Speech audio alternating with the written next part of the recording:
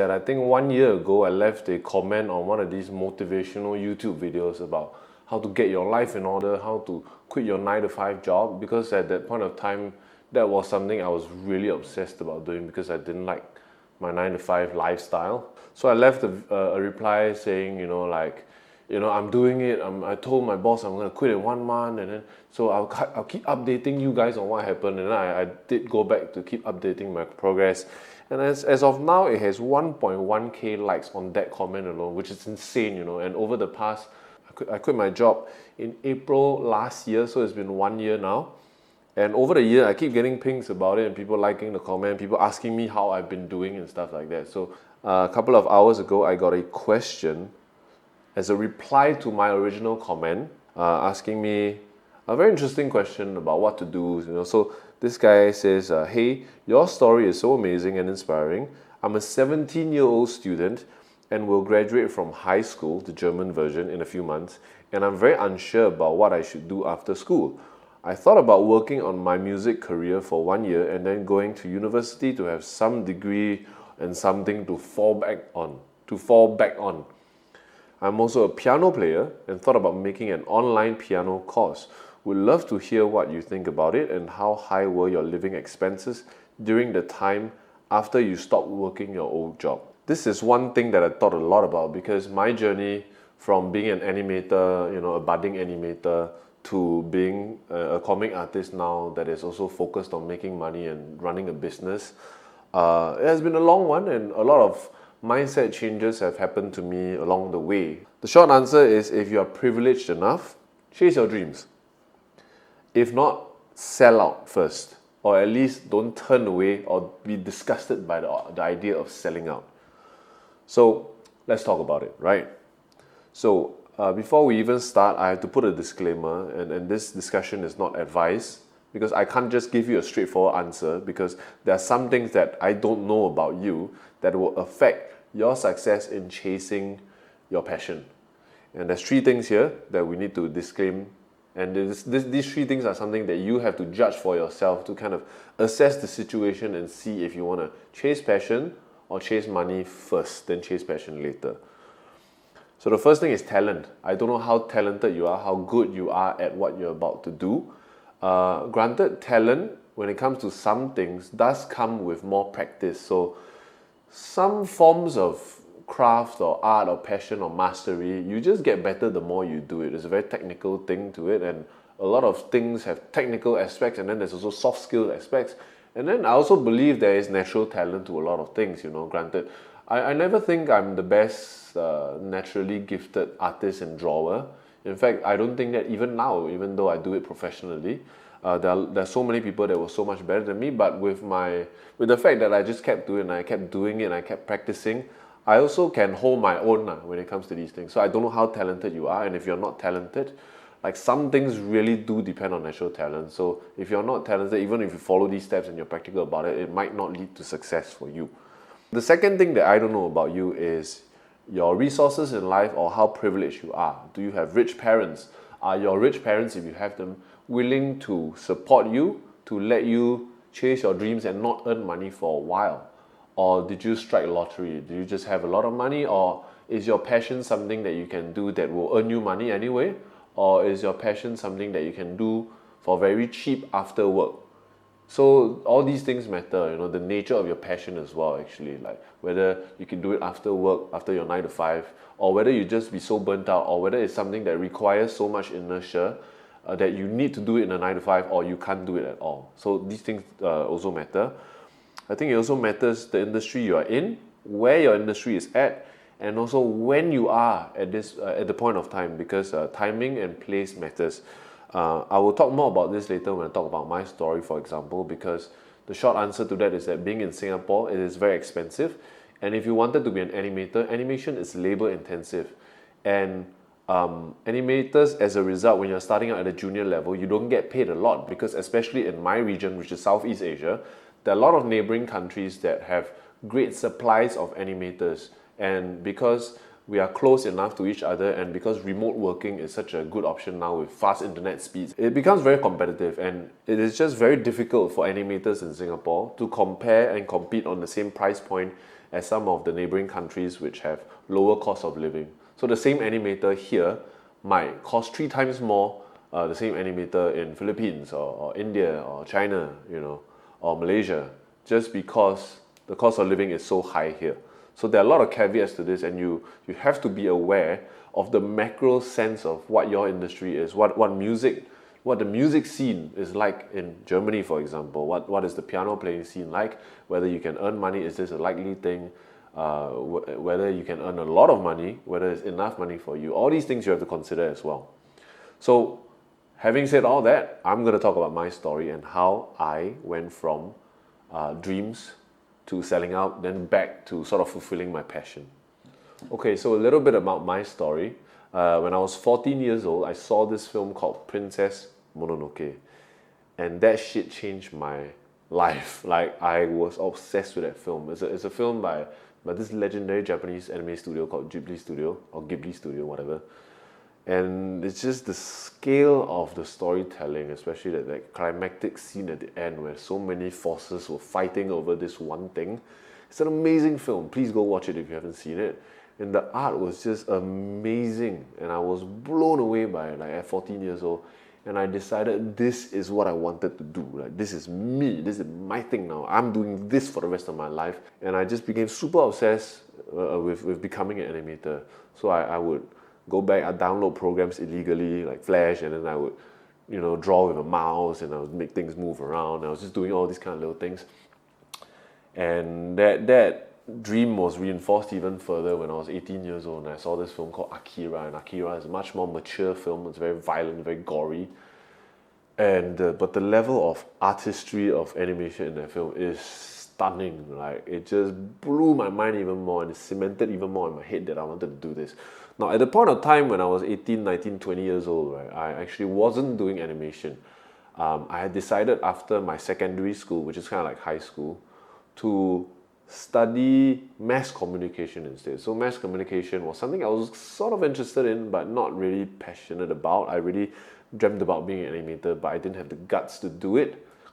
And I just didn't think I was good enough on a drawing basis, because you gotta be really good at drawing to be an animator. Because essentially, if you're talking about 2D animation, right, you are drawing every single frame. So every second of film is either 12 or usually 24 frames of animation. So you got to draw 24 drawings for 1 second of movement. So it is super drawing intensive. You got to be good at drawing. And I just didn't think I was that good, right? So when I was in mass communication, I was actually just doing it as sort of like what this comment, from this German dude says, like just as a sort of a universe, sort of a backup plan, something that I could get employed in. And mass communication, you learn a lot about very different things, how to do journalism, like print journalism, where you write up newspaper articles or magazine articles, feature publications. You also learn things like how to do radio journalism, how to do the radio, how to do radio sound design, how to do advertising, how to do a whole bunch of stuff, graphic design, everything, right? Which actually was extremely helpful also to me as I moved on. So I was kind of doing that, but when I was in mass communication, I always kept thinking about, I want to do animation. So I would also, on the side, just always practice animation, thinking about this dream. And actually, after I graduated Polytechnic, when I went to university, I went straight for animation. I was actually doing a job as a web designer, and I quit my job to go and study some more, and I studied animation this time. I decided I'm gonna be an animator now. And when I was studying animation, right, I was so focused on becoming an animator, and I was so averse to anything that was money related. At one point, I remember telling myself, like, I told myself two very naive things. The first one was that if I ever get to a point in my life where animation was not the top priority for me, not the top passion for me, if I ever lost my passion in animation, I told myself, I might as well kill myself, because there's no point living anymore, because I lost the dream of my life. Another thing I told myself very naively was that if I was able to ever one day work in an anime studio or an animation studio of a studio that I really love the work of, I would be willing to take no pay and sleep at the desk if I was just able to have the opportunity to work at a studio that I really admire, which is actually not far away from what it's like right now if you were to say work in Japan, because the supply of people that want to work on top animations is so huge that even though demand is very huge as well, the supply is so overwhelmingly huge that a lot of animators do not get paid very well, which is a shame because they are incredibly skilled. Animation is a very, very high intensive learning curve, especially when we're talking about drawn animation.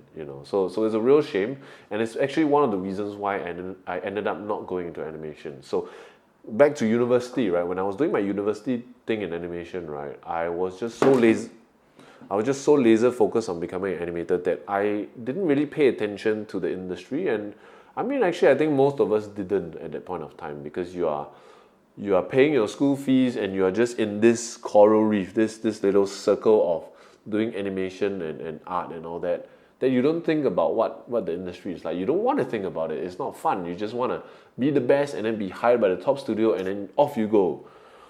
So actually, the funny thing is, after I graduated my bachelor's, right, I went on to do masters in animation. So I actually have a master's in animation. It's a bit stupid because I don't want to call myself a master in animation, but that's what the postgraduate degree says. So when I was graduating my bachelor's and suddenly faced with the bitter reality of the animation industry and money, and when I went to university to chase animation, I actually took on a $25,000 debt.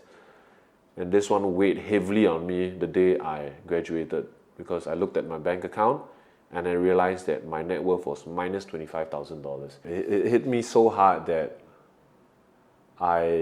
for animation, from the first priority became like the third or fourth, because I suddenly got very worried about being not able to pay off my loans and having this loan chained to my leg wherever I went. So I've been trying to pretend that there is no fork in the road up ahead.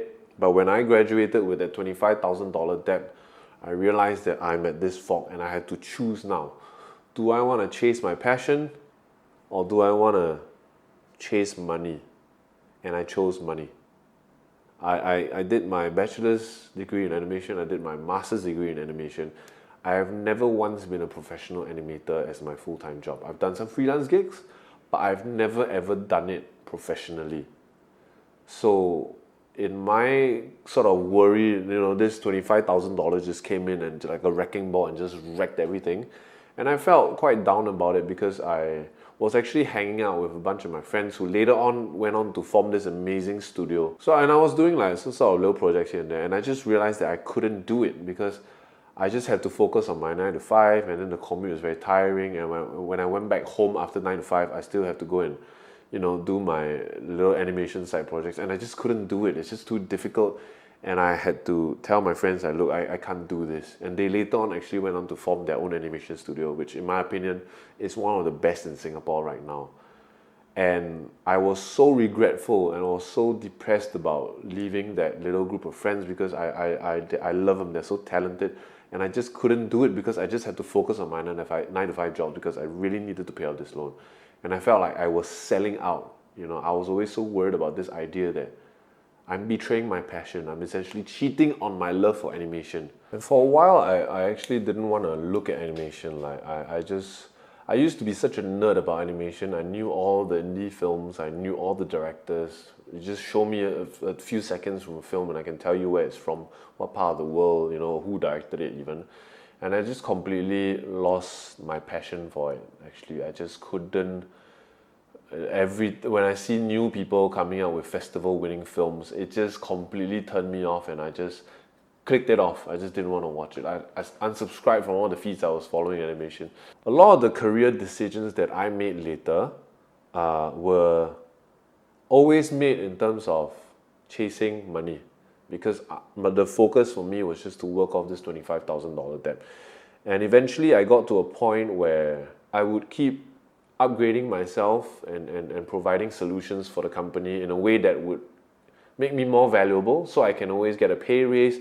I would always be able to be compelling enough where I can jump to another job to get more money. And eventually I was working at a medical firm, a medical technology firm that was actually headquartered in Germany, that had a branch here in Singapore. So it was a job that wasn't particularly sexy. I mean, the medical line is not something that a lot of animators and artists want to work at. but it was really good at paying the bills and also chopping at that debt, so I really focused on just money, but because I worked on my value and my ability, my skills to provide value, I was able to earn more and more money and be able to earn more and more money, not by like working more jobs, but just at the 9 to 5 job. So I got to a situation where I was able to do 9 to 5 hours, earn good money, and then when I come back, I could rest a while, and then I could work on my other side projects. So that was extremely helpful actually, like in terms of getting that passion back, because you need time to work on that passion. So, like I talked earlier about privilege, having the privilege to chase your passion. And chasing your passion is a privilege. Like back then, in the war era, for example, I mean, our ancestors were not thinking about their dreams because they were worried about surviving. And because if you are able to take care of your basic needs of survival, you are able to then chase your passion. It is a very profound quote. I forgot by who. Let me try to look it up. So here's a quote on what we're talking about. And the quote is, "I must study politics and war so that our sons have the liberty to study mathematics and philosophy. Our sons ought to study mathematics and philosophy, geography, natural history, naval architecture, navigation, commerce and agriculture in order to give their children a right to study painting, poetry, music, architecture, statuary, tapestry and porcelain." So the idea is that it really is a privilege. You need to settle the basic things in life, then you have the ability to think about then art. And as artists, unfortunately, we are also on a very human and personal level beholden to that same hierarchy of needs. It is a very romantic thing we talk about when we talk about the starving artist. And I've been guilty of it as well. I thought it was very glamorous and very noble, this pursuit of your expression and your unique artistry, but of starving to get it. There's a sort of nobility in that, and I still think there is. But I think if it's about really expressing yourself, like I would also love to think about it in terms of actually accomplishing it. And I think a much more realistic way, and a much more sustainable way, and a much more responsible way of producing it is to also think about money. Your passion should never ever be forgotten, but it's okay to sell out first, so that you can then pursue your passion properly. So actually what happened to me, right, like because I got this lucrative job, right, I was able to save up 6 months of my salary, I paid off all my debts, and I had the time to come home after work and work on my side hustle. And this side hustle, eventually, like I tried many things out. Then eventually I started a webcomic with my very good friend Rui Ming. And we started a webcomic talking about personal finance. So we drew kind of lessons and stories about personal finance in a webcomic way. And that endeavor, right, later on became viral. And because of that, because of the 6 months of saving, because I paid off all my debts, and because I had the time after work, to come back home on time every day, then to spend my nighttime working on this side project, we were able to quit our job. So last year I quit in April, and I actually quit it in a very boring way. Like now we see a lot of these very sexy stories about entrepreneurs starving and really risking everything, make or break things. The way I did it, the way I started my business actually was super, super boring.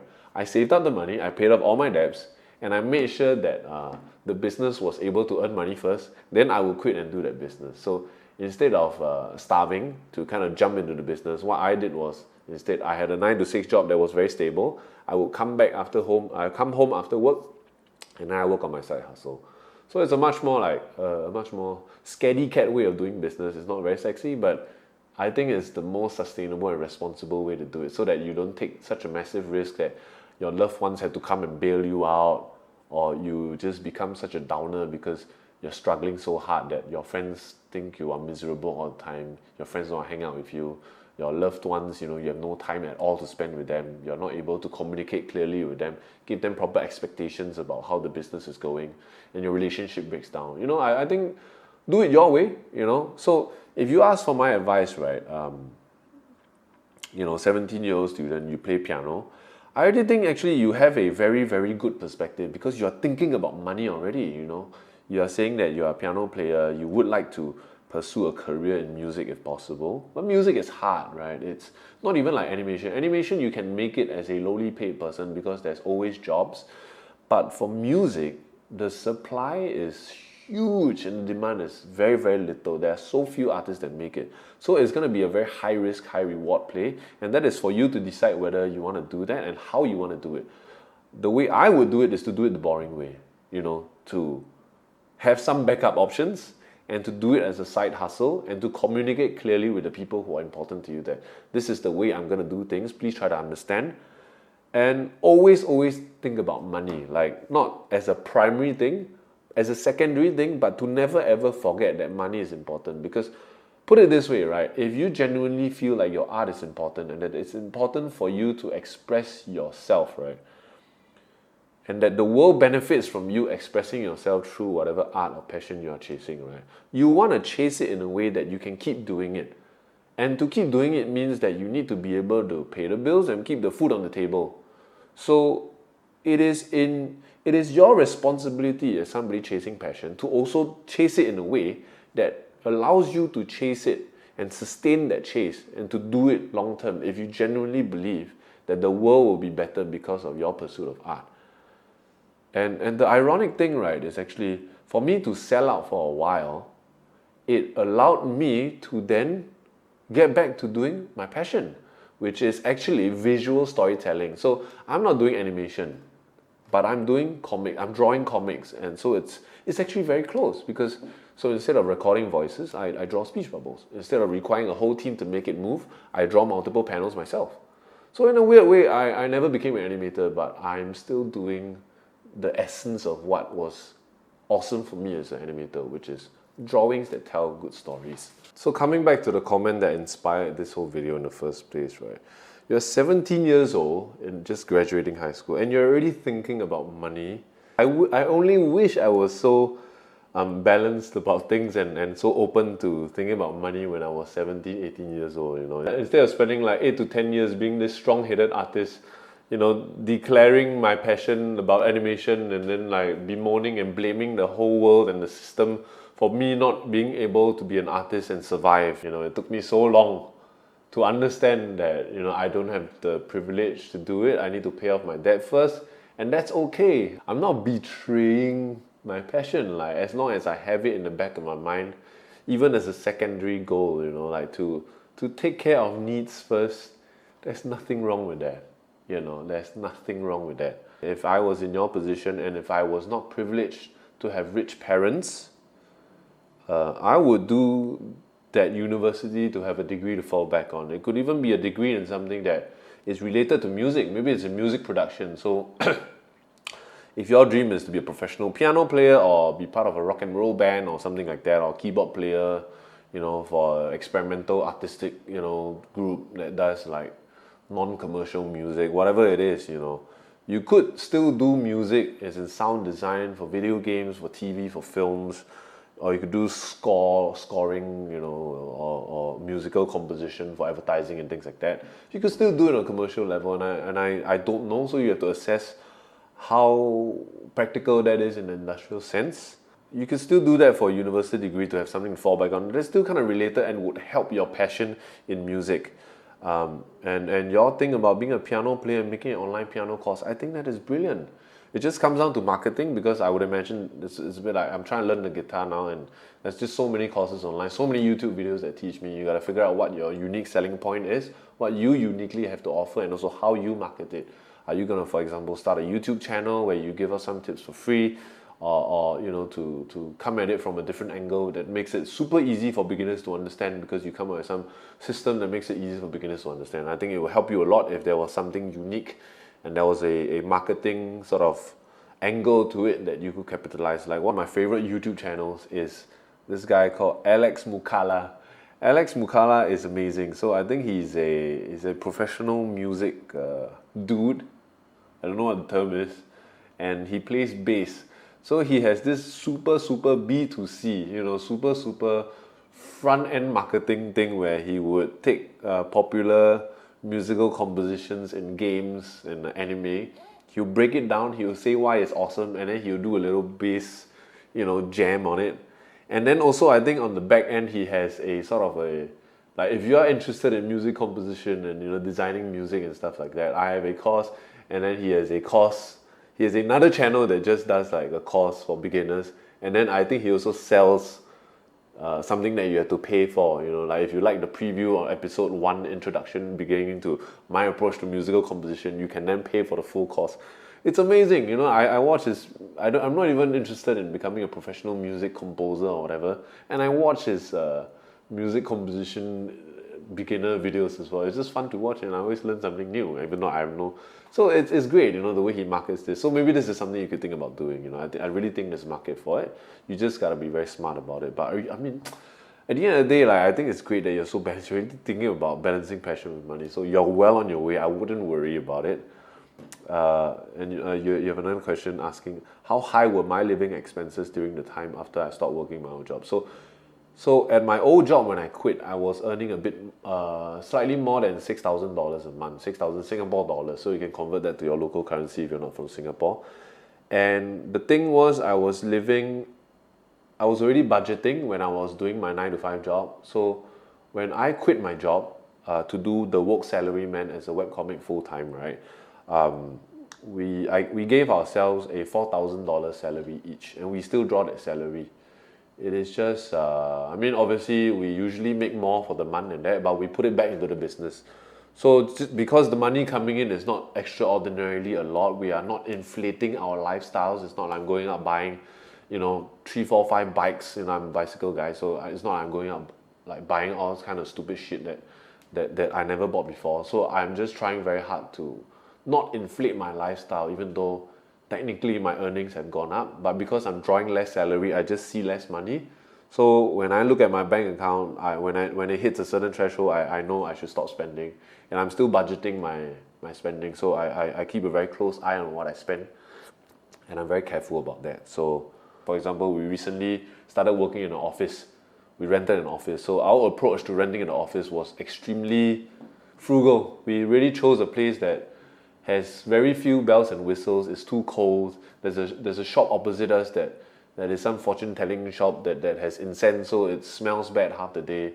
But rent is very cheap, so we also are living below our means. We can afford something better, but we are choosing not to because we want to keep ourselves as lean as possible. So we definitely do have this kind of a startup mentality still.